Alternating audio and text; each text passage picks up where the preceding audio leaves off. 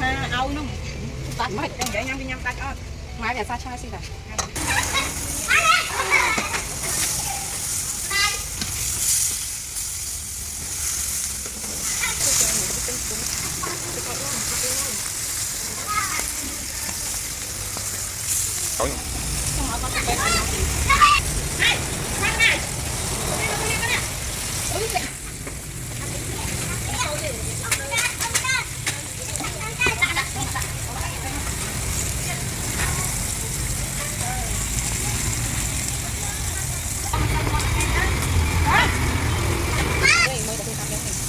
nhưng mà bôi luôn cái nhóm mà lấy vô 200 kg á, 200 cái này,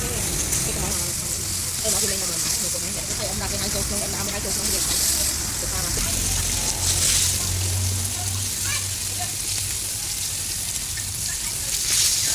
cái này mình nhung ăn hỏi cái này một con đấy, mà tiếng không tốt nhé, một con phải đặt thôi nhé,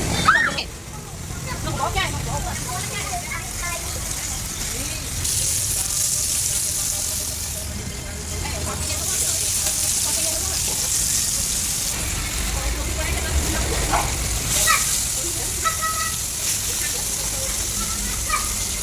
Chốt chốt.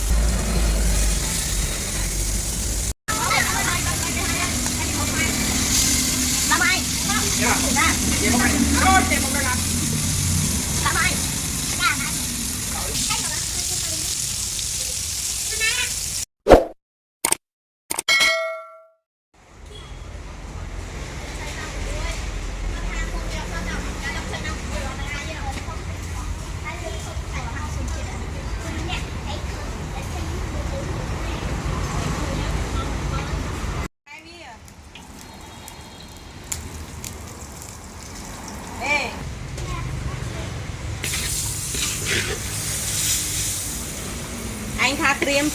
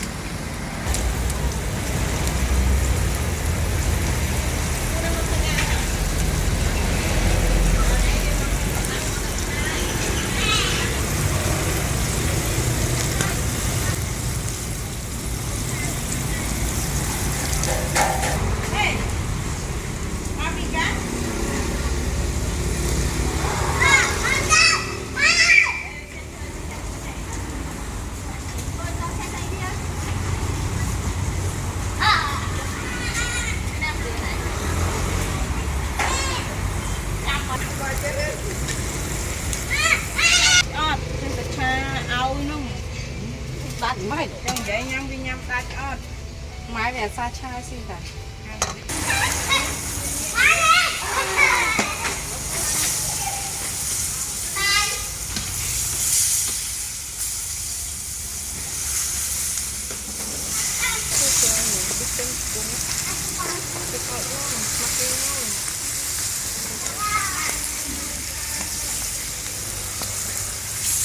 tối nữa. Nhưng mà có cái bên này nó thì này cái này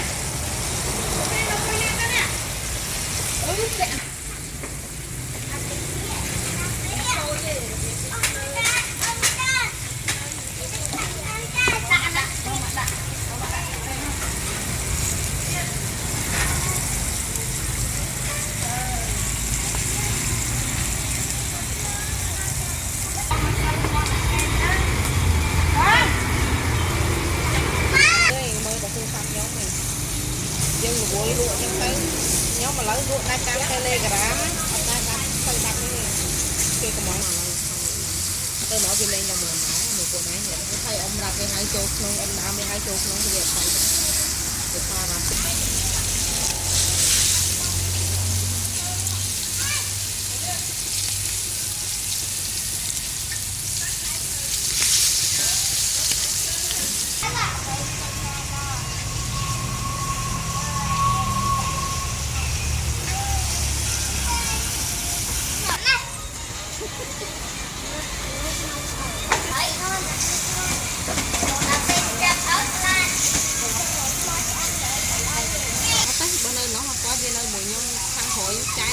một con đấy mà xíu không tốt nhé mình ba nó phải đặt thôi nhé rồi cho mẹ không có bó chai không có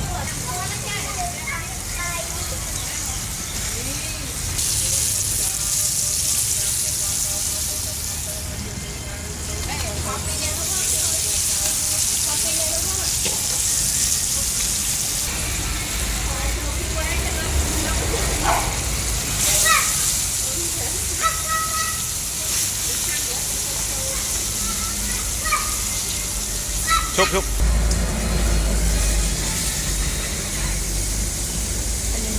tay chia này ăn cho bọc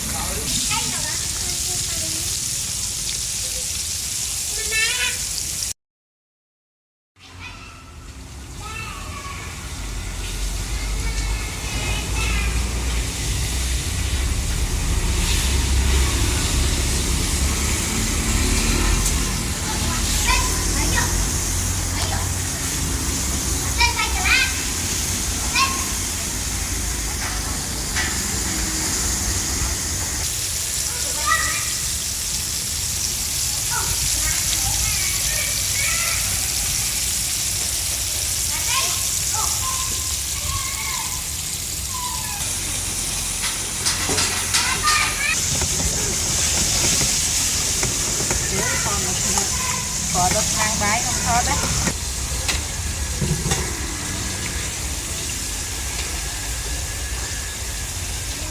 có thấy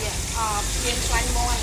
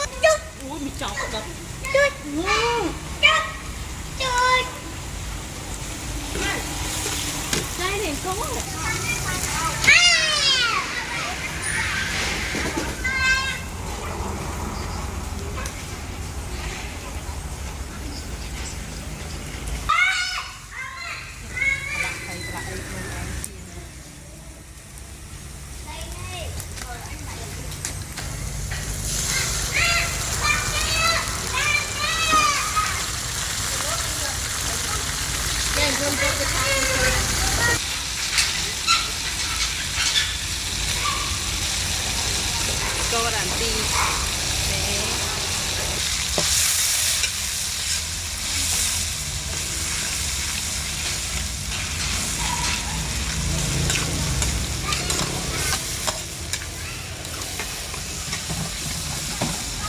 và tương lai con tôi không một thôn ra nào